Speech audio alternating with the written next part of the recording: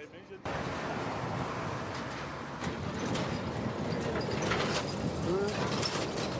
We've been having a challenge in the past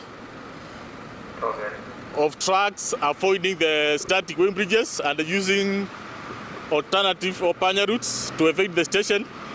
But we have a mobile motor vehicle that monitors the road network around the station.